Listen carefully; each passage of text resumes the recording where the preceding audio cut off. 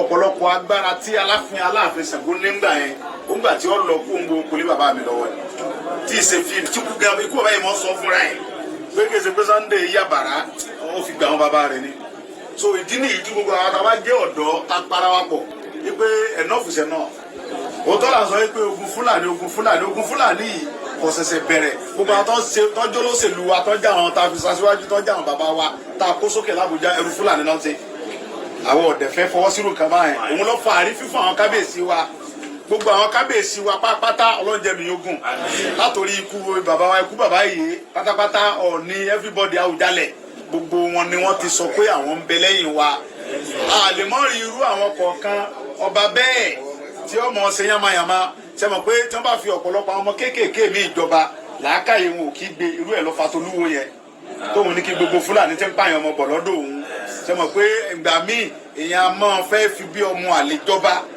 tẹ́ ẹ bá fọmọ àlejọba yóò máa ṣe yánmayànmá Ọlọ́run jẹ́ mi yókùn kábíyèsí irú ẹ̀yin bàbá báyìí là ń fẹ́. Honestly, if you read meanings to what Sunday IGBOHO has said to OLUWO of IWO, you know that he has declared a war on him, because he said some of them like this that do behave in this manner, you know, they are bastards. That when a bastard is on the throne, these are the kind of things that you see.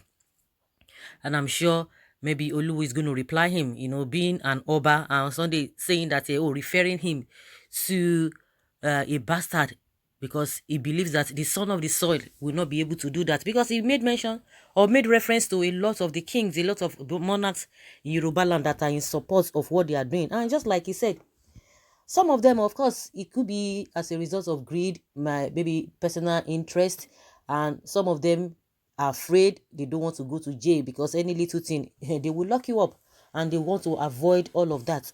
But if you continue to avoid all of that, you see what happened to one of the monarchs that was kidnapped in Ogun State. Tell me whether the government is going to do anything about it.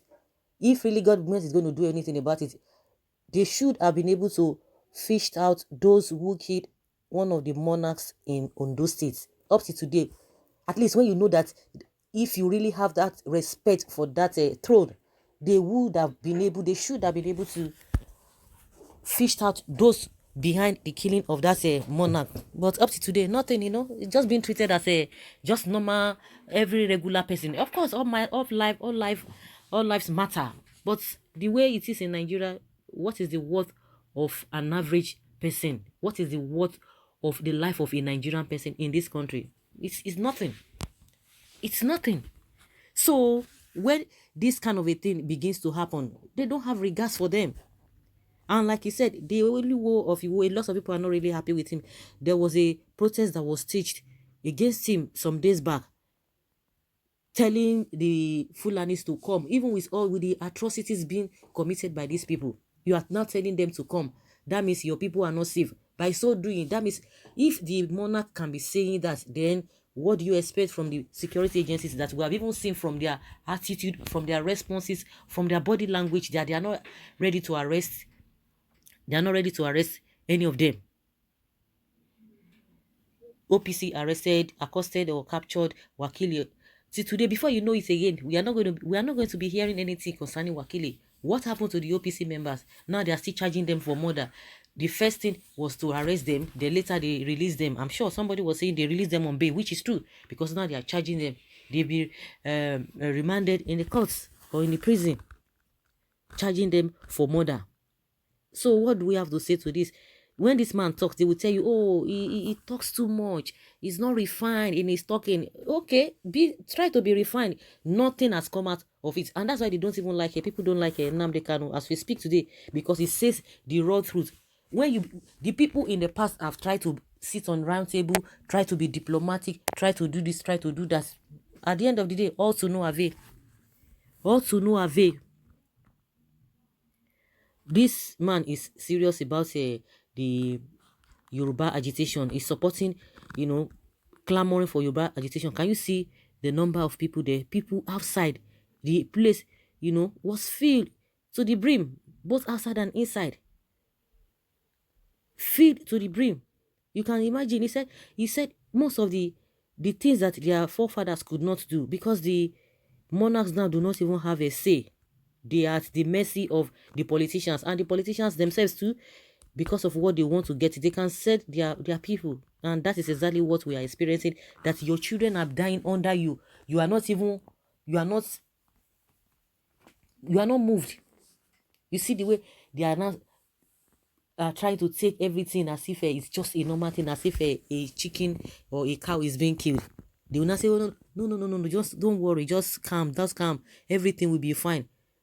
Tell me, if any of these leaders, if any of their children is being killed, do you think the way they are handling the Yoruba people or ordinary people, that is how they are going to handle the situation? They won't do that. They will not even sleep, but they will not come out and just trivialize the whole thing.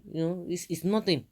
And somebody like this will come, then they begin to, that is when they will now begin to flex their muscle. You see the Alaki of Egbaland who came out and said all of them should just go and sit down, because the problem that will come with this Yoruba agitation is going to bring war. Bring war as how? Did you see gun with them? Did you see any form of ammunition or AK-47? The ones that are carrying ammunition, AK-47, they have not brought war, and they are killing people. So it's as a result of being peaceful. So if really you look at this whole thing altogether, you are not going to be blaming these people. The question is that, why is it that these people have stayed so long to have come out, having this kind of force? Because they will like, oh, let us still wait and see what will become of these people. Oh, we have leaders, we don't know what they are doing. We are sure they are doing something. We know that these are our leaders. We know that they love us. We know that they have our interests at heart. But at the end of the day, not knowing that they were doing things behind the people. They were doing something else, and people have now realized that, wow, so we have just waited in vain. We wasted all our times waiting in vain. These guys were not doing anything, and people began to see them living a flamboyant life. And you just be wondering, what are these people doing? And people began to see that something is wrong somewhere. These guys are not for us. They are not for us. And somebody just came up. Apart from even the Yoruba nation that they are agitating for, you can imagine the level of killing that is going on, and nobody is saying anything. Nobody is perturbed among these leaders. Nobody is angry. Nobody is pained. Nobody is hurting, because it is not their biological children, in as much something is being given to them. So kudos to this man. Oh, kudos to this man. All of those who can speak English, all those who can speak whatever, what have they done? They've gone behind and taking what they needed to take. And you are telling us this man doesn't know what he's doing. So, guys, let's hear your opinion. What do you think concerning the statement made by Sunday IGBOHO to OLUWO?